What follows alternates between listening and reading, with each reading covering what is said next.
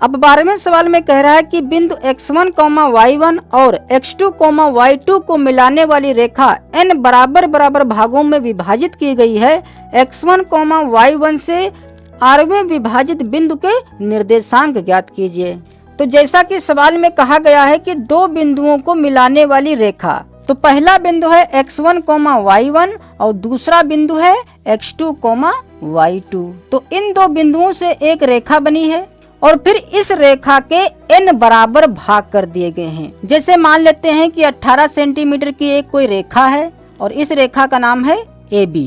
तो इसको यदि हम 9 बराबर भागों में बांटें, तो 9 बराबर भागों में बांटने के लिए प्रत्येक भुजा की माप 2 सेंटीमीटर होनी चाहिए, क्योंकि 9 दूनी 18 तभी सेंटीमीटर हो पाएगा। ठीक है, तो 1 2 3।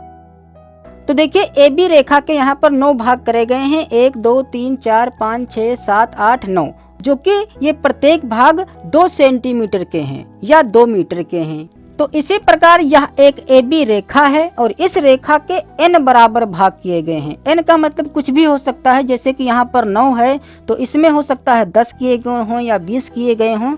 तो मान लेते हैं कि n बराबर भाग कुछ इस प्रकार से रहे होंगे। तो इस रेखा के जो कुल भाग हैं वो टोटल 9 भाग हैं और इस रेखा के जो टोटल भाग हैं वो n भाग हैं। ठीक है, तो सवाल में कहा जा रहा है कि x1, y1 से 8वें विभाजित बिंदु के निर्देशांक ज्ञात कीजिए। तो मान लेते हैं कि यह 8वां विभाजन है। तो इस 8वें विभाजन पर एक कोई बिंदु है, तो हमें इस बिंदु के निर्देशांक पता करने हैं। तो इसे पता करने के लिए हमें इसका और इसका अनुपात पता होना चाहिए, क्योंकि यह r जो है यह बीच में तो है नहीं। अगर बीच में होता तो x1, x2, y1, y2 जोड़कर आधा कर देते तो इस बिंदु के निर्देशांक पता चल जाते, लेकिन बीच में नहीं है, इसलिए हमें अनुपात चाहिए। तो अब अनुपात कैसे पता करेंगे? जैसे कि यहाँ पर AB एक रेखा के 9 भाग हैं और यदि 5वें भाग के निर्देशांक पूछ रहा है, मान लेते हैं यह 5वां भाग है, जैसे कि यहाँ 8वां भाग के निर्देशांक पूछा गया है, तो मान लेते हैं कि 5वां भाग है।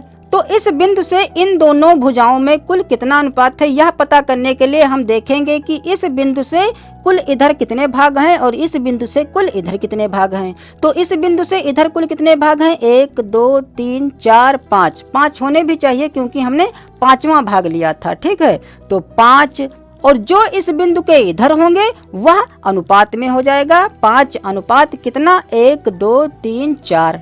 तो 5 और 4 9 कुल भाग हो गए। तो यही होता है अनुपात, जो कि M1 यहाँ पर है 5 और M2 है 4। और देखिए यदि यहाँ पर हम 6वां भाग ले लें तो कुल इधर भाग कितने होंगे? 1 2 3 4 5 6। 6 भाग इधर हो जाएंगे, तो इधर कितने भाग रह जाएंगे? 3। 1 2 3। तो देखिए यहाँ पर तो हमें संख्या ज्ञात है कि कुल कितने भाग हैं। ठीक है, लेकिन यहाँ कुल n भाग दिए गए हैं जिसका मान हमें पता नहीं है। तो इससे हमने यह जाना कि जिस भाग का हमें वह उतना ही होगा जितना कि भाग है। तो जो यहाँ पर M1 होगा वह कितना हो जाएगा? R हो जाएगा। ठीक है, अब हमें उधर के तो पता नहीं है, जैसे कि यहाँ पर 9 था तो 6 इधर थे, तो इधर कितने रह जाएंगे? 3 6 3 9।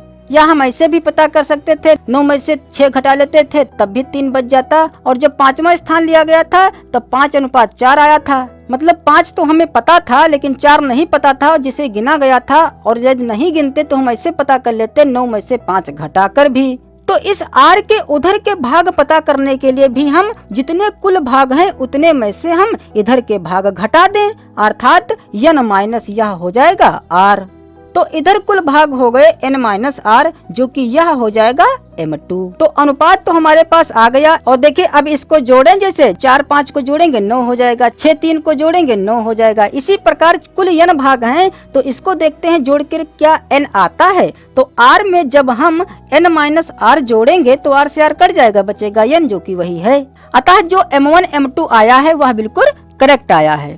तो अब हम इस भाग के निर्देशांक बिंदु पता कर सकते हैं। तो लिखेंगे 8वें विभाजित बिंदु के निर्देशांक बराबर, यदि यहाँ पर कोई बिंदु मानना चाहते हैं PQR, तो यहाँ पर PQR भी लिख सकते हैं या डायरेक्ट यहाँ पर कर सकते हैं। सूत्र वही लगाएंगे अंतः विभाजन का ही, जो कि क्या होता है M1 X2। तो चूंकि यहाँ पर भी X2 है इसलिए यहाँ पर हम कैपिटल X2 मान सकते हैं, फिर प्लस M2 कैपिटल X1 अपान M1 प्लस M2।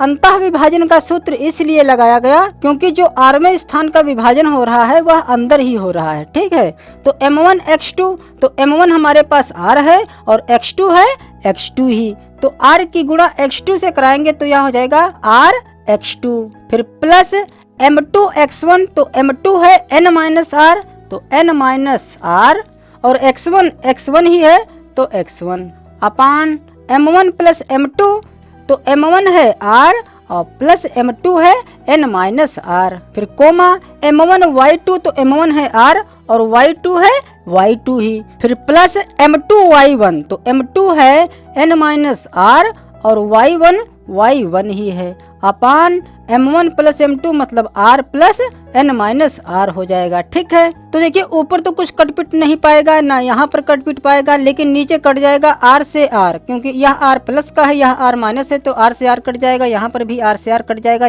यहाँ नीचे बचेगा n, यहाँ पर भी नीचे n बचेगा, और ऊपर यह बचेगा, तो x1 वाला पहले लिख लें, x2 वाला बाद में लिख लें।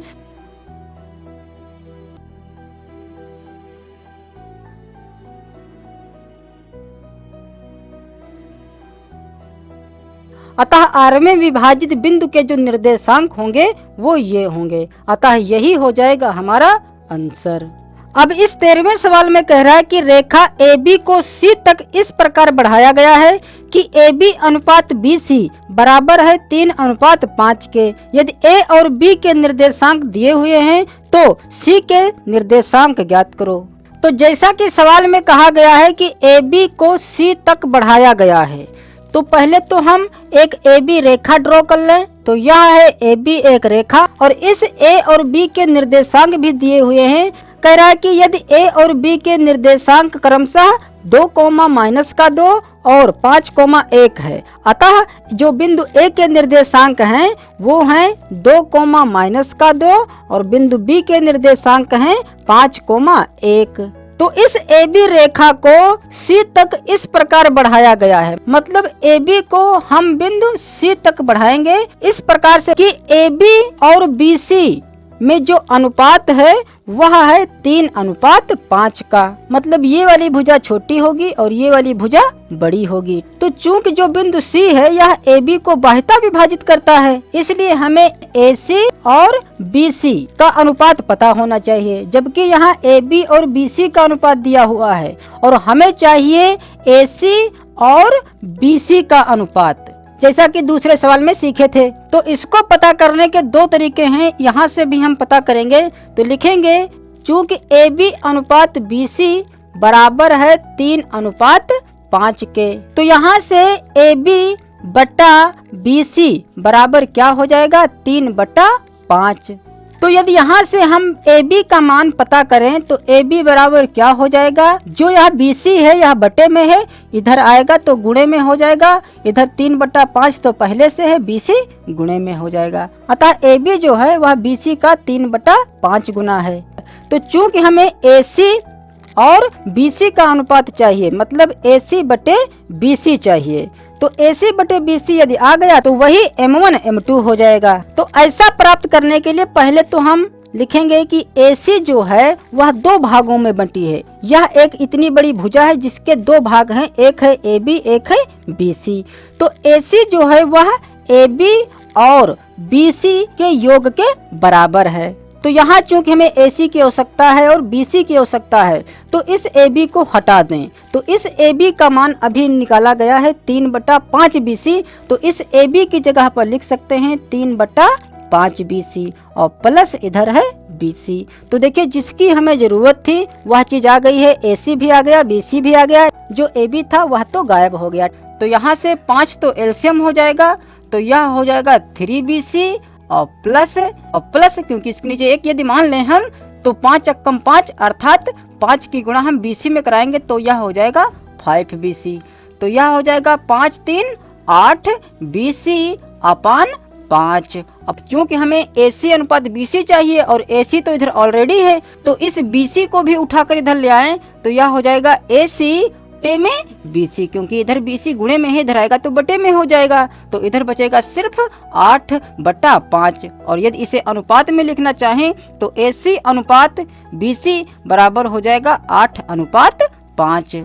अतः जो M1 होगा वह 8 होगा और जो M2 होगा वह 5 होगा। देखिए इस अनुपात को हम ऐसे भी पता कर सकते हैं कि AB और BC का अनुपात 3:5 दिया है, तो यदि इसको 3 मान लें, इसको 5 मान लें, तो A और C मतलब पूरी दूरी कितनी हो जाएगी, 5 और 3 8, और अनुपात इसका तो 5 है ही क्योंकि BC हमें चाहिए। ठीक है, तो हम ऐसे भी पता कर सकते थे, लेकिन जो करने का तरीका रहेगा वह यही रहेगा। अब हमारे पास M1 M2 भी आ गया है, X1 X2 Y1 Y2 तो है ही। तब अब हम बाह्य बिंदु C के निर्देशांक पता कर सकते हैं, तो यहाँ पर लिखेंगे, इसलिए बिंदु C के निर्देशांक, बिंदु C के निर्देशांक क्या हो जाएंगे कि बिंदु जो C है यह बाह्यता विभाजन करता है, अर्थात जो हम सूत्र लगाएंगे वो लगाएंगे M1 X2 माइनस वाला। ठीक है, माइनस M2 X1 अपान M1 माइनस M2, फिर कोमा इसी प्रकार y वाला करेंगे, M1 Y2 minus M2 Y1 अपान M1 माइनस M2।